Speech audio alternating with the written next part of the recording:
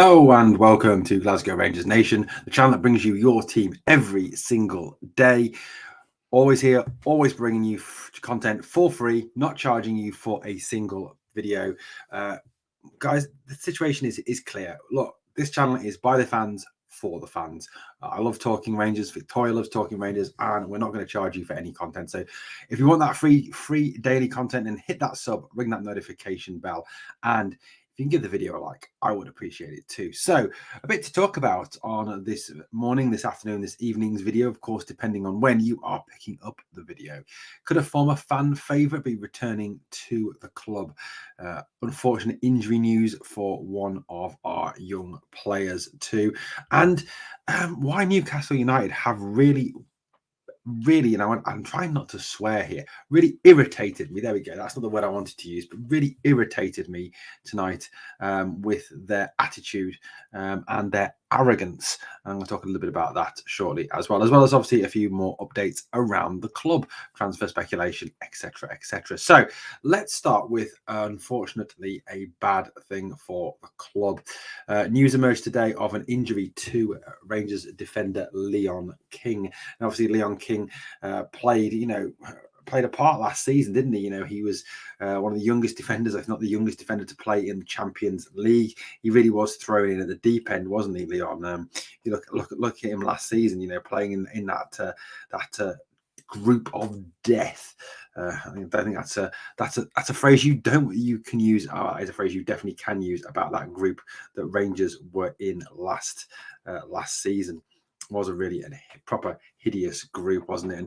And Leon King has made 20 appearances for the club and did quite well, I think, as well. Impressed alongside John Souttar at times. After Connor Goldson was injured and Ben Davies was injured, I thought Leon King came in and did a very, very good job indeed. And I certainly had high hopes for him this season. And I thought, Connor Goldson, John Souttar, Leon King, and one other, a signing like a Panzer, like a Trusty, or like a Cresswell would be, represent really good, solid centre back room for Rangers. However, this was tweeted out by the club yesterday, on Tuesday. It said hashtag Rangers FC can confirm defender Leon King suffered a contact injury to his ankle at the club's pre-season training camp in Germany on Monday, which will rule him out for a significant period of time. And I think that key thing there is that last phrase, isn't it? Which will rule him out for a significant period of time.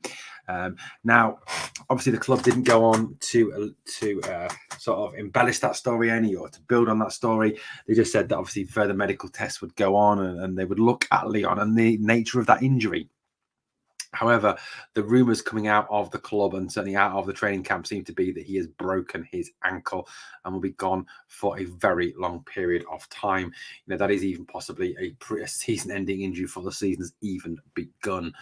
You've got a whole recovery process and then obviously rebuilding the strength and rebuilding that leg as well, after that injury. So it's a really, really bad situation for poor Leon King. And I think Leon obviously had high hopes for this season after he'd obviously featured last year. And even, to see him missing out and having to come back from injury is unfortunate. Unfortunately, it is an accident. It happens. I think we've obviously just got to stay optimistic. I know what some fans are thinking. I think I was thinking the same thing too. Oh, God, not this goddamn injury curse again that we seem to suffer from last season. But we've got to just take this as an accident. It can happen in training. It can happen especially early in training, as players' bodies aren't toughened after the off-season break. So, realistically, it is unfortunate. And it does obviously leave us light at the back now with obviously just Ben Davies, John Souttar and Connor Goldson. Connor Goldson and John Souttar, obviously the favourites to start if the season were to start tomorrow. Now, a player that we've obviously been linked with multiple centre-backs, haven't we, over this transfer window? Jonathan Panzo, Austin Trusty, Charlie Cresswell, Bobby Thomas, those of you from Burnley. I'll sort of give a little bit of detail on him later for those of you who haven't heard about the Thomas rumours. Now, one name that has now come up today and has been reported in the media today is former Rangers player Leon Balogun, Nigerian international, obviously now playing with Queen's Park Rangers in the Championship. Now, The rumour is that Rangers are keen to sign Balogun. Now, is this possibly just as cover for King, given this injury, or was this a plan anyway to go and get Balogun? Speculation certainly seems to be ramped up that he could return to Ibrox. He was a fan favourite during his time here, and he was, certainly been touted as a possible player coming in this summer. It felt that they could get him for a reasonably cheap. He would be cheap. That he wouldn't cost a fee, or if he did, it would be a minimal amount of money. Now, if we look at Leon Balogun, the Nigerian international was sold on a move to the English Championship last season by who? Michael Beale at QPR. This was obviously after he claimed Tar 55 and the Scottish Cup during his time with Rangers. But he is now obviously a free agent, so could obviously be picked up fairly cheaply. Now, obviously, the only cost there would be the cost of a contract, the cost of a signing on fee, and the cost of wages. His one-year deal was not extended at QPR by new QPR boss Gareth Ainsworth, and Leon Balogun apparently would be willing to link up with his former manager, obviously, and former coach. Balogun obviously worked with Beale at both Rangers and Queen's Park, Rangers as well. That's difficult to say, isn't it? Rangers and QPR. Just call them QPR rather than Queen's Park Rangers. So there's certainly seems to be claims at the moment in the media circulating, especially after the injury to Leon King, that Rangers could be willing to bring in the 35-year-old. There has also even been rumours that Leon Balogun has undergone even a medical already. And will be unveiled very shortly as a Rangers player again. He's been spotted taking in games in the stands, and I think, has certainly taken the club to his heart. He even admitted on the Beautiful Game podcast that he didn't want to walk away from the club. He said, "For me, it was a sad departure from Rangers. I love the club, and I really got infected by the blue fever, and that'll be for life. It's not that I regret being at QPR now, but it was heartbreak for me to leave Rangers. It was because I did not leave Rangers, I was released. That's a fair way to put it. I did not really expect it. And at one point down the line, I got prepared for it, but I still not expect it. We were talking about a new contract, but I didn't even receive an offer. It was just conversations, really. I asked my agent around March what was going on because my contract was coming to an end. I told him it was clear I wanted to stay. As I found my football home there." That's what Disco, one of those masseuses, used to say. "You found your home here," and that hit home for me because I never thought about it like that. But he was right. We were busy with games at the time, and there was a meeting for them to decide. They were talking about the legalities of the contract and what they thought it could look like. It was pretty much about agreeing a base, a foundation of how we were there. But it felt like me to be a drag. And at the end of the day, we sent them an offer a few days before my contract ended. We didn't hear anything back from them. And on the May 31st, I got a call from my agent to say they weren't going to do it. So it does seem, previously, I think it was, very much a case that, maybe that it wasn't Balogun that wanted to leave. Maybe it was Ross Wilson and Gio Van Bronckhorst that didn't want to retain the services of Leon Balogun. Obviously we can have our own say on that. You can have your own feelings on that towards Ross Wilson, obviously, who, wasn't liked during his time at this club, and obviously Gio, who ultimately, failed at the club. So look at it this way. Let's look at it this way, shall we? That he looks like he could well return. There is obviously the downside that he is 35 years old. There's always a risk with signing an old player like this. When they get to 35, their legs can go, their physicality can go. They can kind of fall off a cliff quite quickly. We've seen that with other experienced players in the past. Witness obviously Gary Neville and the speed he suddenly just fell off in the English game. So there is always that risk, isn't there, with an older player? They can just kind of fall off a cliff and cease to be effective. And that's certainly something we can't afford next season as we chase title 56. Just a reminder of Leon Balogun's career. It's a very, long career. He's had in multiple clubs, time with Hanover, Werder Bremen, Fortuna Dusseldorf, Darmstadt, Mainz, Brighton Hove Albion, Wigan, Rangers, where he made 40 appearances between 2020 and 2022, 13 appearances and 1 goal, which came against Wigan last season for QPR, and 46 Nigerian caps with 1 goal. I suppose as long as I think he is here, just I think as a short-term measure, that's fine by me. But I still want to see us go out and sign one of these younger, more promising defenders, one of these players like Panzo, like Trusty, like one of those guys who's going to come in and be a long-term solution and a long-term answer to the club. Balogun is a very much would be a short-term measure. I think a one-season kind of player. 35 years old. Realistically, you haven't got too many years left in the game. Football, it is more and more difficult these days for players to go on and play for longer, due to the fact that, the speed of the game, the physicality of the game has increased to such an extent that, the older you get, the harder you find it to obviously maintain that fitness level and maintain the sharpness level that you need to play the game. It is very much becoming a young man's game. So yes to Balogun, but a few concerns here from me over bringing him back. Now, one player that Rangers have obviously been linked. Well, let's take it back a notch. Rangers have been linked with multiple defenders. Jonathan Panzo, that deal seems to be dragging on, like the Cifuentes deal. Is dragging on as well. Charlie Cresswell was muted as well. It was muted that there'd been a bid for him, which had been rejected by Leeds. Obviously, Cresswell, part of that England under 21 squad that won the European under 21 championships.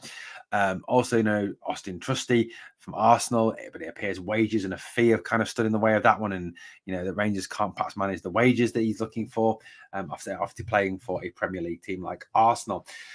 So there's a number of players we've been linked with. Obviously, Panzo seems to be the favourite of Michael Beale, and I think that is still on the cards and is still being negotiated and talked about, by players. Now, another player who has been linked with a move just recently to Rangers is a guy called Bobby Thomas. Bobby Thomas is a Burnley player. Hasn't played many games for Burnley, though. Has spent most of his time playing games at a League One level on loan. Thomas is 22 years old. He's from Chester in England. He's 6'1", central defender, tough central defender. Currently with Burnley. His youth career was spent with Everton, Crewe and Burnley. He's never actually made a senior appearance for Burnley during his time with the Clarets.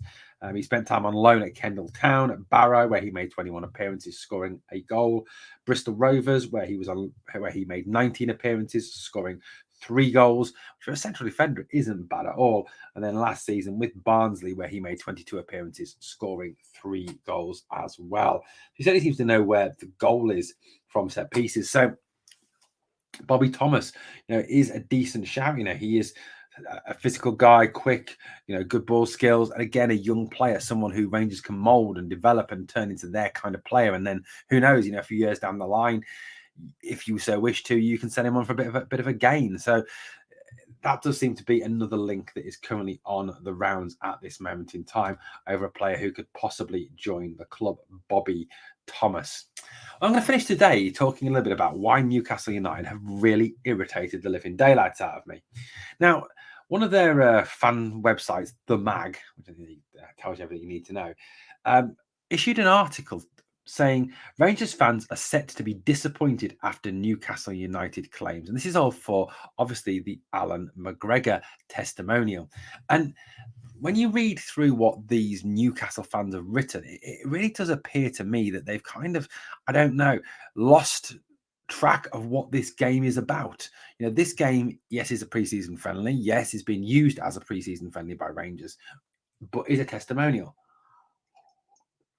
And it is all about Alan Mcgregor. It is not about anyone else. It is not about a single player. And it is certainly not about any of Newcastle United's new signings. As a Rangers fan, I couldn't give a monkeys who Newcastle United have signed.